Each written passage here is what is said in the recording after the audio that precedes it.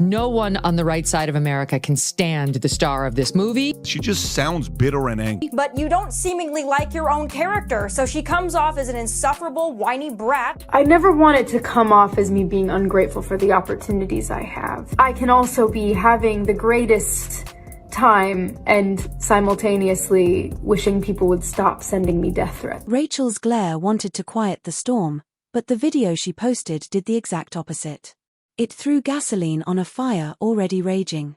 In a now viral clip filmed from what looked like her bedroom, the Snow White stared into the camera with a mix of raw emotion and simmering defiance.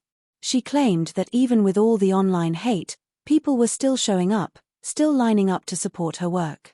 Her voice wavered between tearful sincerity and a sharp edge of defensiveness as she stood by her performance and criticized the relentless negativity that had shadowed the film from the start. I win. The winged victory came to the Louvre in pieces, and people still line up to see her. And I can only hope that despite my flaws, and despite my cracks and my breaks, and there are many of them, that at every premiere and everything I do, people will wait in line to see. And if you disagree with this sentiment, just hit the unfollow button. I don't need your business. It was a plea wrapped in pride. A final attempt to steer the story back into her control. But the internet had already made up its mind. Within minutes, clips from the video were circulating like wildfire. TikTokers stitched it with reactions ranging from disbelief to comedy skits. Excuse me, your curtain. Please allow me to help. Help? From you? I didn't mean to offend. I just thought you should know that That I should know what? That some privileged white guy thinks his opinion matters? Get over your entitlement. I'm not some damsel in distress waiting for you to ride in on your high horse. Instead of offering the redemption arc she hoped for, Rachel had unknowingly handed her critics a gold mine.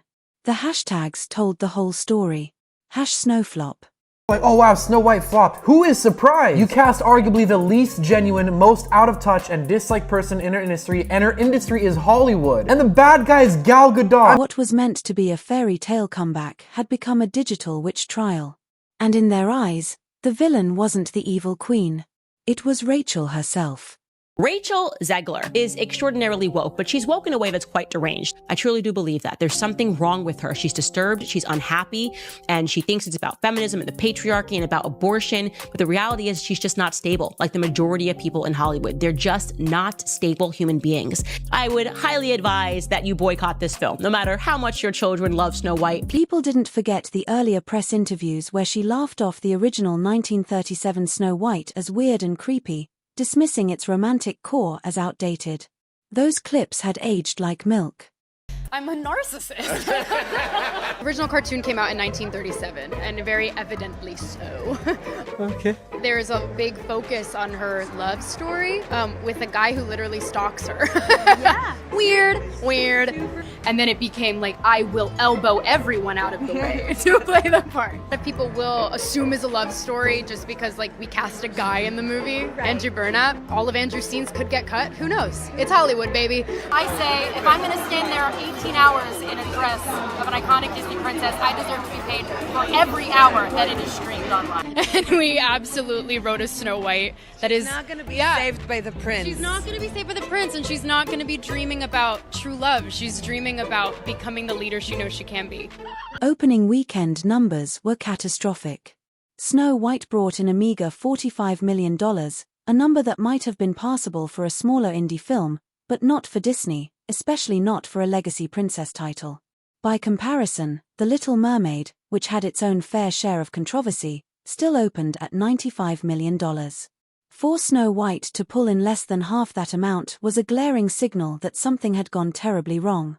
There was an in-depth piece, like a behind-the-scenes piece, talking about how they've been in a full meltdown about this girl for a couple of years now, and how they had her tweet out like a little, yay, Snow White, can't wait, so excited, I love to play her.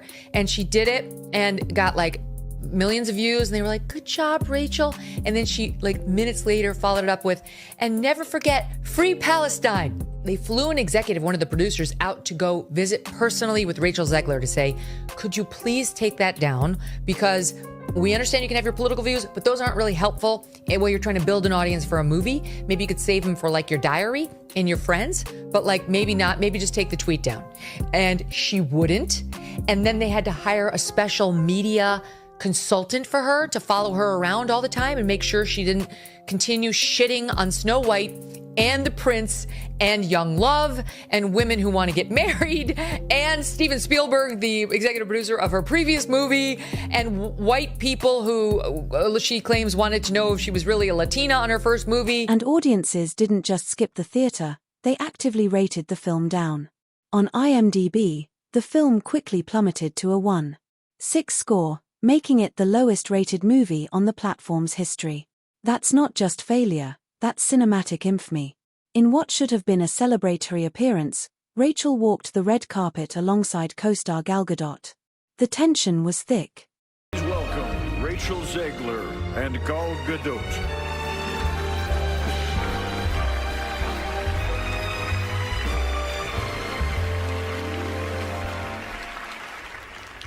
Visual effects push the boundaries of what we see on screen.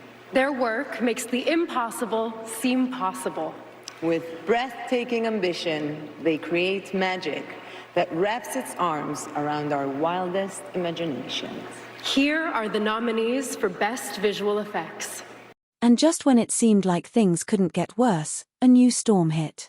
Political commentators began examining Snow White, not just as a box office misfire, but as a piece of cultural messaging. The term communist undertones started popping up in reviews and Reddit threads. People dissected the film's themes and dialogue, calling it anti-royalty. Watch Snow White so you don't have to. Let's get into it. Now, first things first, Snow White gets her name not from the fairness of her skin, as we obviously know. Rachel Zegler would be a miscast in that sense. Instead, she gets her name from surviving a snowstorm. Her father and mother are king and queen to a utopian communist society. I'm not joking, guys. Everybody shares and is mindful of what each person is getting, and we spread our resources evenly, which is where this idea of fairness, as Snow White is the fairest of them all, is really presented in the film. Some conservative outlets argued that the movie's core message had been hijacked by political agendas, stripping away the whimsy and morality of the original in favor of ideology. Critics accused Disney of repurposing a fairy tale into a vehicle for propaganda, embedding heavy-handed messages in what was once a light-hearted, timeless story. All the goodwill that once followed her from West Side Story had vanished. Her attempt to modernize a classic came across as disrespectful. Her confidence now read as arrogance. And her effort to reclaim control of the narrative backfired spectacularly. What was supposed to be her breakout leading role had become the very thing that fractured her public image and perhaps her entire career trajectory.